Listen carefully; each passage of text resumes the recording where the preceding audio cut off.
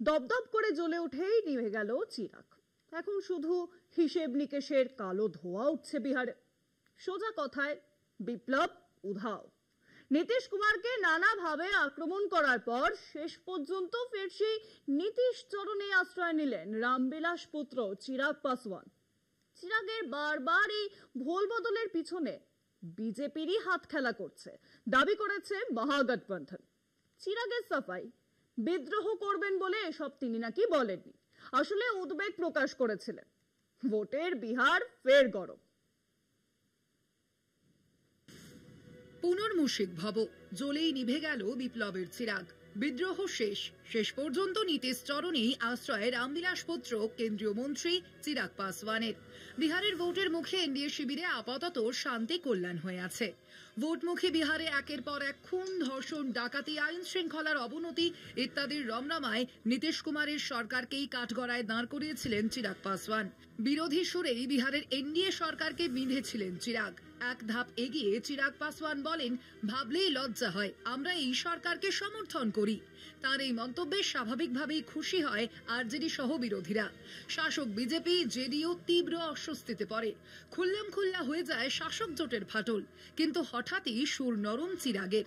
নীতিশ কুমারকেই সমর্থন করলেন কেন্দ্রীয় মন্ত্রী চিরাগ পাসওয়ান। মুখ্যমন্ত্রী পদের জন্য নীতিশের হয়ে ব্যাট ধরে বলেও দিলেন, বিহারে ফের মুখ্যমন্ত্রীর পদে বসবেন নীতিশ কুমারই।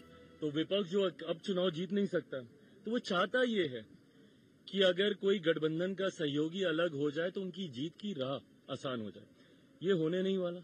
मुख्यमंत्री नीतीश कुमार जी के नेतृत्व में हम लोग चुनाव लड़ रहे हैं। चुनाव परिणामों के बाद मुख्यमंत्री जी पुनः एक बार मुख्यमंत्री बनने जा रहे हैं।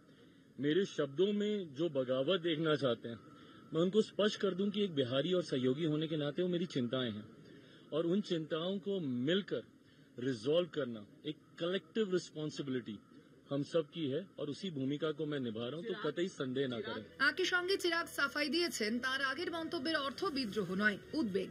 তার ইঙ্গিতপূর্ণ মন্তব্য, মোদীর নেতৃত্বেই বিহারের ভোটে এনডিএ লড়াই করবে। চিরাগের এই নতুন দাবি ফের জেডিইউর অস্বস্তি বাড়াতে পারে বলে মনে করছে রাজনৈতিক মহল। জেডিইউ বরাবরই বিহারে নীতিশ কুমারের নেতৃত্বেই ভোটে লড়াইয়ের কথা বলে আসছে। জেডিইউর কথা এখন হঠাৎ নরেন্দ্র মোদীর নাম টেনে এনে চিরাগ নতুন করে ঝামেলা ডেকে আনছে। বিহারের স্পেশাল ইন্টেন্সিভ রিভিশন বা এসআইআর নিয়েও বিরোধীদের শঙ্কা উড়িয়ে দিয়েছেন চিরাগ। বলেছেন, এটা নতুন কিছু নয়। জেডিইউ এই স্পেশাল ইন্টেন্সিভ রিভিশন বা এসআইআর নিয়েও আপত্তি জানিয়েছে। চিরাগের এই ভোল বদলের পিছনে বিজেপির হাত আছে বলেই মনে করছে জেডিইউ নেতৃত্ব। বিজেপির কথাতেই অদ্ভুত আচরণ করছেন এই কেন্দ্রীয় মন্ত্রী। ইন্ডিয়া জোটের বক্তব্য, নীতিশ কুমারের পাশে চিরাগ পাসওয়ান দাঁড়ালেও কোনো লাভ হবে না।